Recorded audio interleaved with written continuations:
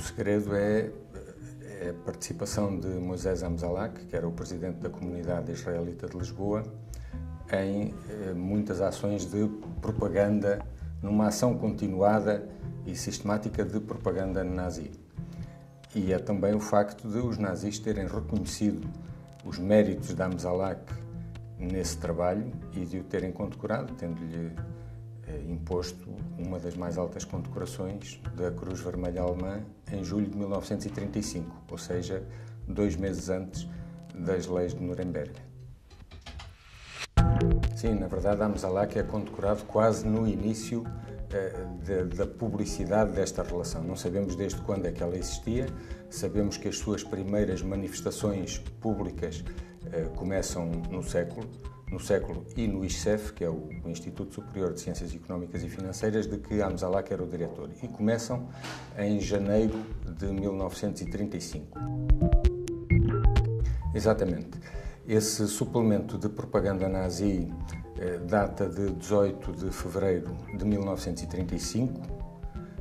É um suplemento com 10 páginas, com vários artigos pró-alemães. Tem logo na capa várias suásticas e uma fotografia de Hitler, outra do chefe da delegação alemã, Heuningen-Hühne, e o editorial é feito em português e alemão pelo embaixador, pelo chefe da delegação alemã, Heuningen-Hühne.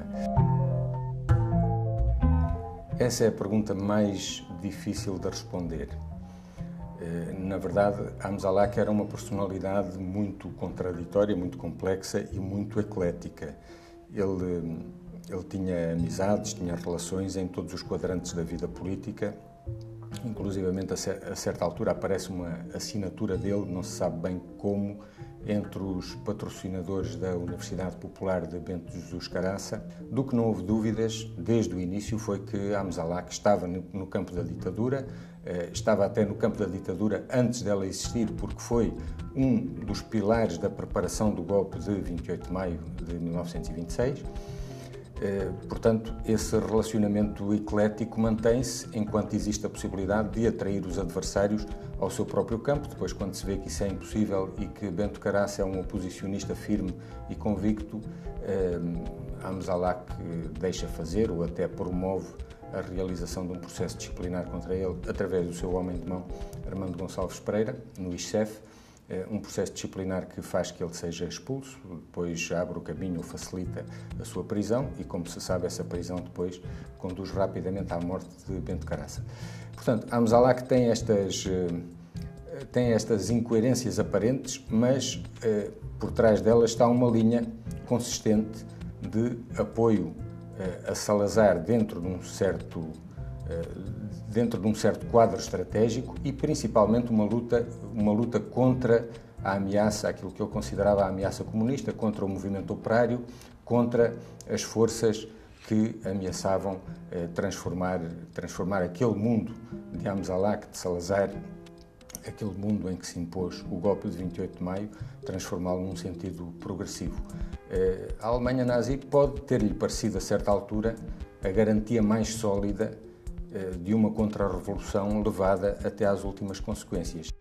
A primeira pista para fazer esta investigação surge-me a mim por mero acaso em 1998, quando estou a procurar informação no arquivo de Yad Vashem sobre a história do horror nazi.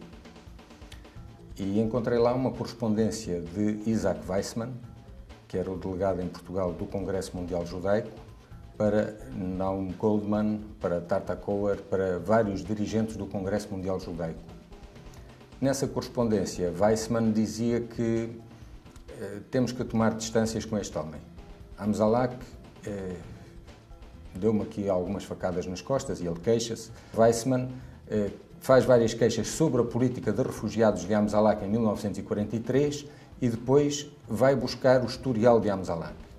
E diz, já antes, em 1935, tinha havido um escândalo público à volta de um número especial de propaganda nazi que ele publicou no seu jornal, O Século. E, além disso, o homem depois foi condecorado por esse motivo. Depois, realizei outras investigações, fui estudar a coleção toda do Século e não apenas a separata, verifiquei que a linha pró-alemã não era apenas um fenómeno de publicidade paga, mas os editoriais e as manchetes ao longo dos 4 anos seguintes também têm uma linha editorial por trás deles e, claro, que isso voltava a colocar a questão da condecoração. E insisti com os arquivos alemães a quem já me tinha dirigido e, finalmente, há um deles que me envia os documentos. Esses documentos são curiosos, não apenas pela proposta de Hühne, que diz deem-lhe lá a condecoração, embora ele seja judeu, porque o que ele tem feito por nós é muito mais importante e pesa muito mais na balança do que isto. Os documentos são curiosos também pelo outro episódio que é o da miniatura, que há de vir daí a 2 anos. Estamos lá que tinha a condecoração propriamente dita, que não dá jeito para andar a transportar e a levar, seja para onde for. É essencialmente uma condecoração para ter em casa, mas em 1937 ele pede à legação alemã que lhe forneça uma miniatura dessa condecoração para poder andar com ela em cerimónias públicas. Isto demora 2 ou 3 meses, agora não tenho presente, e Hühne envia-lhe depois uma carta em francês, esta era a língua em que eles comunicavam, dizendo: aí vai a miniatura que você pediu, em recordação da nossa boa colaboração. Sim, a reação da comunidade israelita de Lisboa foi logo em 2005 a dizer que isto era tudo uma calúnia vergonhosa. Eventualmente pensariam que era uma calúnia vergonhosa de Weizmann, porque eu na altura o que fiz foi dizer: Weizmann fez estas acusações, as que eu consegui provar são estas, aquelas outras de que eu duvido são estas outras, nomeadamente a condecoração. E duvidava ainda e achava-as até improváveis, ou seja, parecia-me até mais provável que Weizmann tivesse inventado a parte da condecoração. Verifiquei depois que não, eu estava enganado sobre isso.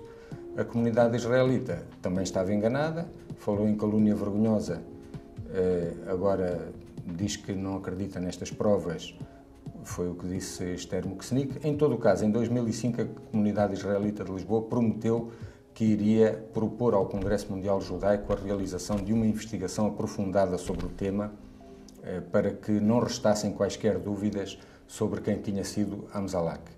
Os 2 anos que correram de então até agora, correram para nós e nós trabalhámos nesses 2 anos, está aí o resultado do trabalho, nesse livro, e correram também para a comunidade israelita, para o Congresso Mundial Judaico, que tem meios infinitamente superiores aos nossos, portanto, vamos ver o que é que eles fizeram, se fizeram alguma coisa.